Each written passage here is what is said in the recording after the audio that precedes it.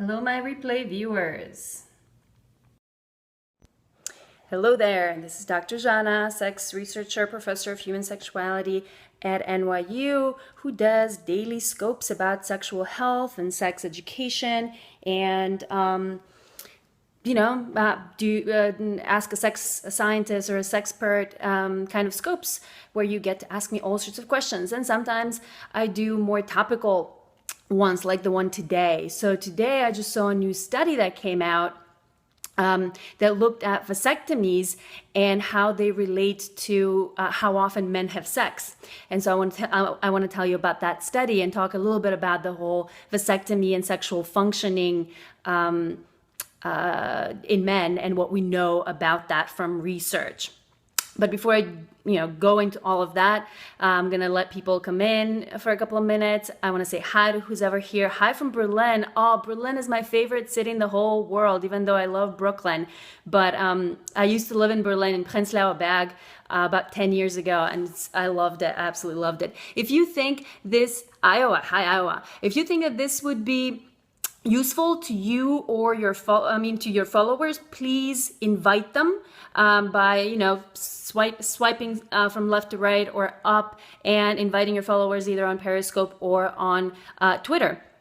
And if you don't follow me, please follow me. That's very easy to do. And to give hearts, if you like what you hear and see, always tap the screen. That's just how it works. Hi, Dawn. I saw you come in. Hi, Joel. It's so good to see you all again. Those of you who follow me on Twitter probably saw the study that I want to talk about because I tweeted it already. Oh, thank you so much for sharing it. I love that people are sharing it with other people. So good to see you all.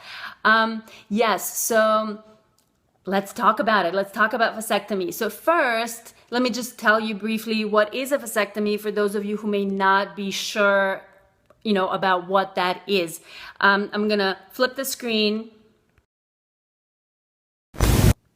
and just show you what a vasectomy is. So it's basically when you cut the vas deferens. That's that basically canal that goes from the testes where sperm is made up to the penis. And when you sever that somewhere in the middle, then the sperm just can't reach the penis, and so it doesn't mix with the seminal fluid and all the other stuff, the prostate fluid that the ejaculate is made of, and so the ejaculate doesn't contain any sperm. So vasectomy is basically one of the most effective, if not the most effective method that a man can use to as contraception for birth control, right? And it is underutilized. In the US, only about 10% of men above the age of 25 or so have gotten a vasectomy.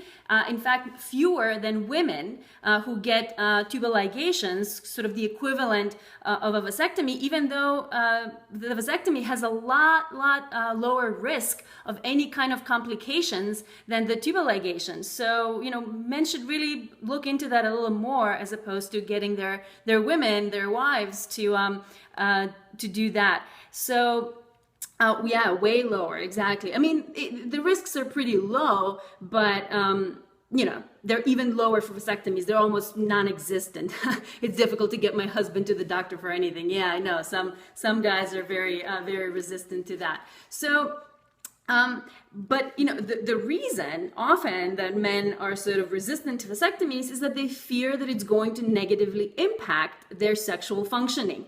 They fear their erections are gonna, get less hard and less consistent. They fear that they're gonna lose desire. They fear their ejaculate is gonna go down in size. They fear, their pleasure is gonna get lower. But as someone just noted, I'm much happier after I've done it. And so, yeah, there's a lot of myths around that. In fact, research shows that it's the opposite. If anything, it's the opposite. Everyone I know who had done it is happy with it. Yeah. So research shows that about 93 or 95% of men and their partners, their female partners who've had a vasectomy, they absolutely love it and would recommend it and would do it again. I'm not sure if the semen tastes better after vasectomy. I haven't seen any research to suggest that. So if you have any anecdotal evidence on that, yes, please share. But so first of all, research shows people very satisfied with the vasectomy. This shows that there is either no change or actually improvement in erectile functioning. Yes, taste has to do with diet. It shows that men are either sort of equally satisfied with their sexual lives or actually more satisfied after they've gotten a vasectomy. They either have no desire, no difference in their sexual desire, libido, or again, increased desire to have sex. And their female partners, oddly enough, one study that was looking at couples who went in for a vasectomy, and they looked at them before and after the vasectomy, the women's sexual functioning was so much more improved. They had more desire, better arousal, more lubrication, even better sexual satisfaction. So it had like all these positive effects on the female partner. And so this new study that just came out like a couple of days ago looked at actual frequency of sex, like how often did men who were and weren't vasectomized had sex on average. I think my wiener is smaller after my surgery. I don't think your wiener can get smaller from that surgery. Duration also extended. It could be. I haven't seen any of the data to suggest that. But so this new study basically surveyed a representative sample of American adults, both men and women. Thanks, Joel. And a very large sample of over 10,000 men and women of all ages. And they looked at all those men who were over the age of 25, because younger men are not very likely to get vasectomies. So everyone over the age of 25 who had intercourse, and looked at, were they vasectomized or not, and asked them how often they had sex. They also did the same thing with, the women in the sample. So half of them were women, half of them were men. They asked about their partners and were their partners vasectomized and how often they had sex. Well, the study showed that the guys who were vasectomized actually had more sex on average than the non-vasectomized men. The average was about 6 times per month for the guys who had a vasectomy and about 5 times per month for those who didn't. Okay, Billy. I'm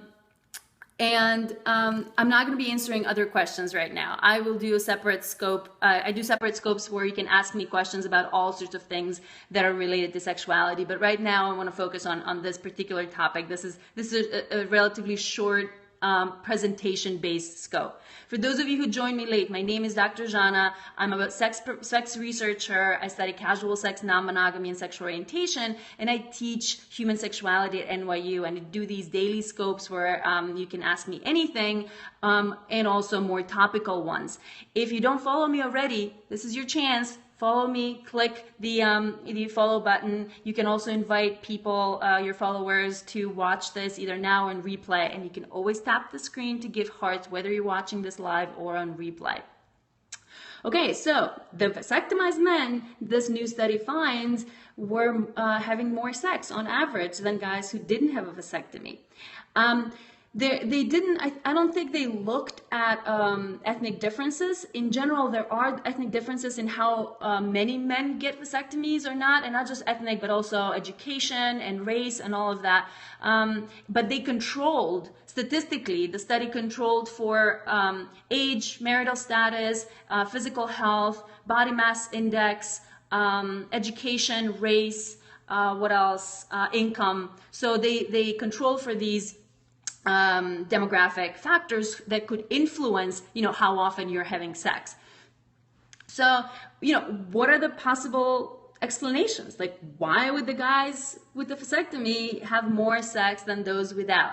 Any thoughts? What would be your thoughts before I tell you some of my thoughts and what we have some kind of evidence about? And thank you for the hearts. It's lovely to see all those hearts. So one, okay, if you don't have any thoughts. So one thought is that, well, there is no anxiety about pregnancy anymore. Well, right, that's why people wouldn't have kids, would get a vasectomy, because they don't want to have any more kids. But why would they be having more sex at that point? And one sort of obvious explanation is, well, now they don't have to worry about pregnancy, because vasectomies are so effective at preventing pregnancy, and you don't have to do anything, right? You don't have to put on condoms, you don't have to remember to take any pills, you know, there's no user error whatsoever. Yeah, so you feel more free in a way to go ahead and do that. The female partners may be more free and more willing because they don't fear pregnancy anymore. So it might have to do with the partner, and that study that found that, you know, women's desire went up and women's like arousal and orgasm and pleasure and all of that went up, says that maybe, you know, the women are now more just more interested in that because they don't fear pregnancy.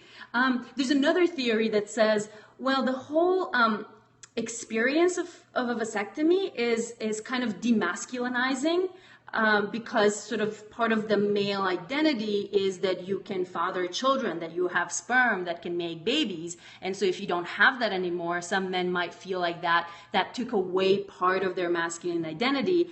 And so they may be compensating in a way for that by wanting to have more sex, because that's another way of asserting your masculine identity. I don't know. I haven't seen any research trying to test that is, you know, what explains the increase. But my dad had a vasectomy and didn't wait long enough, and he now has a daughter. Oh boy, yeah. It's important to wait long enough, and but it is very, very uncommon for that to happen. But then the one thing that they didn't control for in this study that I think might be an explanation for why we're seeing this difference, it might not have anything to do with the vasectomy itself, but it might have to do with the fact that men who would go and get a vasectomy, they might have a higher sex drive to begin with. So because they know they're going to be having more sex, they might be more inclined or more motivated to actually get a vasectomy. And you know, they didn't control for sex drive in the study, and I would really love to see a study controlling for that and then seeing whether there's a difference. How old were the men in the study? They were 25 to, you know, any age that you can find in the U.S. So it was a nationally representative sample. I can look up the exact age if you care. About 3% were under 30, 40% were between the ages of 30 and 39, and 57% were, this was 40 to 45. Sorry, so it was capped at 45. So that's that would be the definition of optimism if I were to get the vasectomy. Why? Definition of optimism? Hi, Dr. Hernanda Chavez. Welcome. I just kind of finished explaining what I was explaining. So now I'm seeing whether people have some questions and thoughts about this. One thing I also wanted to add, and for those of you joining late, someone must have invited followers, because I'm seeing new people joining in. My name is Dr. Zhana. I'm a sex researcher and professor of human sexuality at NYU, and I do these daily scopes on sex science and sex health and sex education. And today I'm talking about a new study that just came out that found that guys who had a vasectomy actually had more sex than on average in a given month than the guys who don't have a vasectomy. And so we're kind of discussing about why that would be the case. And so one thing I didn't mention, sex science indeed. So what could be the downsides then? Are there any? There really aren't any, aside from the fact that, you know, you can't have a kid, and it could be reversible, but it's not very recommended. I'm wondering if the connection between vasectomies robbing masculinity may be an older idea. Maybe. And it's just to give I missed that. I missed that. Now my dad has more sex. Yes, need to know that. Yeah, so it might be an older idea for sure, and it differs. You know, for some men, that whole demasculinization would be like, oh, come on, please, you know, that's BS, and that doesn't, you know, relate to me in any way. And for some men, it might have some significance. It depends on what kind of sort of masculinity ideology you grew up with. How painful is it? It is not painful. One of the studies was looking at post-surgery pain, and the average pain experienced by the men on a scale of 1 to 10 was 3.5. So that's pretty low level of pain. So not painful. You know, if you don't want to have kids, or if you're done having kids, go for it. I highly suggest vasectomies, and you'll get your wives or girlfriends to be more into sex, which is always a plus, right? We've been talking over the past week, and the country has been talking about increasing female libido. Well, you know, this might be one way to do it. One friend said it was like he'd been kicked in the nuts. 2 days and a frozen peas. Yeah, I mean, it is a surgery, so there's going to be a little bit of pain, but it's really not a big deal. It's a big deal in the east of the world, as being a man is big over there. There are different parts of even of our country. Paying for a baby for 18 plus years might be more painful. Getting an IUD was no walk in the park. Exactly, yeah. I mean, it's a surgery, right? But it's really not that big of a deal. And if it solves a problem for the rest of your life that you don't have to worry about, you don't have to deal, you know, if you're in a long-term monogamous relationship and, you know, you don't have to deal with condoms anymore, your wife doesn't need to deal with IUDs, you know, those take more time and effort, and yeah, someone said it wasn't a walk in the park either. Some of the IUDs have hormones in them. Also, if your wife is on a hormonal birth control, or girlfriend, she can get off hormonal birth control, and hormonal birth control can have like actual side effects, including lowering desire for sex. Some hormonal birth control lowers libido in women, and there are risks. So yes, Joel, exactly. In short, don't be a wuss. Go get a vasectomy if you're done having kids or you don't want to have any. It's really sort of the best way to go. Sure, yeah. Life is too complicated for this kind of a decision. Absolutely, it's not for everyone. I mean, if you're not sure if you're done having kids, and I'm sure, you know, a lot of men are in that position, then that wouldn't be the way to go. But for those who are, I think that is it really is a good way to go. Okay, this has been fun.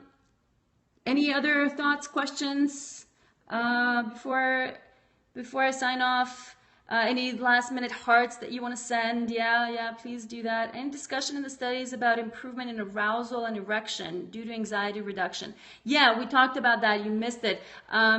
This study that I was talking about didn't find that. I mean, it wasn't looking at that, but there are other studies who found that there was either no change in erectile functioning, or there was actually increased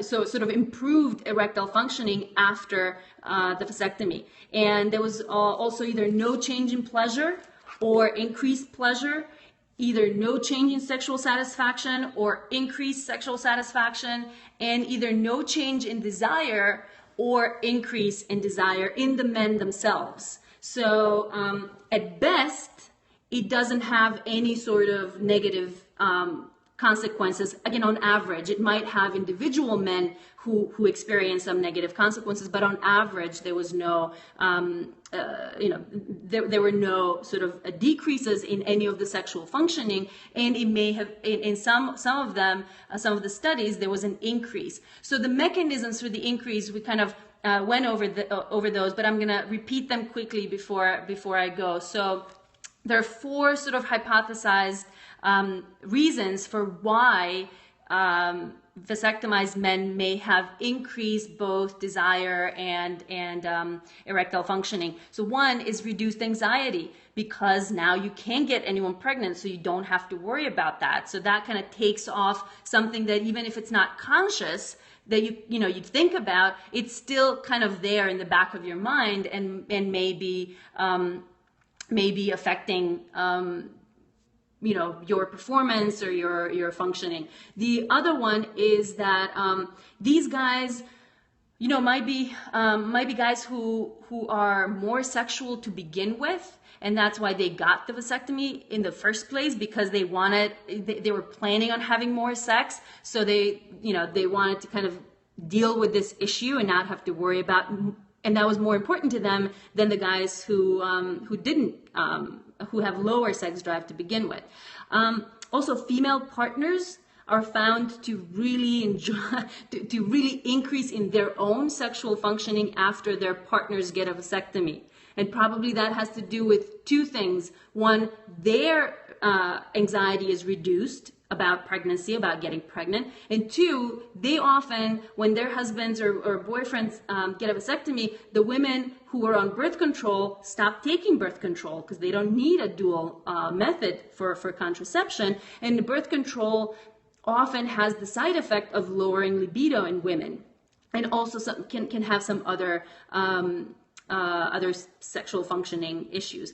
And then finally, the sort of the more Freudian, in a way, explanation for why there would be an increase in frequency of sex and maybe sexual performance for the men after a vasectomy, is that there might be a compensatory mechanism for the demasculinizing effect that a vasectomy may have.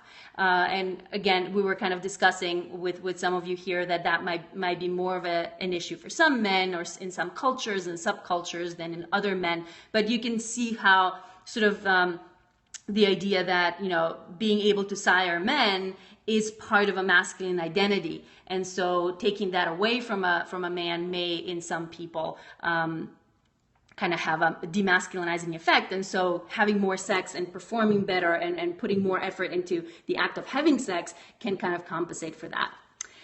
Cool. Well, I'm glad that that was useful and that you liked that. Thank you for the hearts that you sent. For those of you who joined late, I'm about to end the scope. Go Team Science, indeed. Joel Birch has been supporting all the scientists on Periscope today. He was in an Anthropoids scope earlier, and then before that, Julia Feynman, and what's her name? I forget her name. And then Double Doc before that. My surname sounds Bulgarian. I'm Macedonian. Yes, I'm Macedonian, which is a neighboring country to Bulgaria. Joel, what do you do that you've been on Periscope all day? That's funny. Joel Birch, the science dude. Yes, he's going to be a better scientist than all of us at the end of his Periscope career. Oh my God, it's 6 a.m. You should totally be asleep. Go to bed. Okay, well, hopefully this was useful. It was just a little kind of sex science news that I wanted to share with you. Bye from Berlin. It was good having you here. I'll be back with other scopes probably later tonight or tomorrow morning. It is.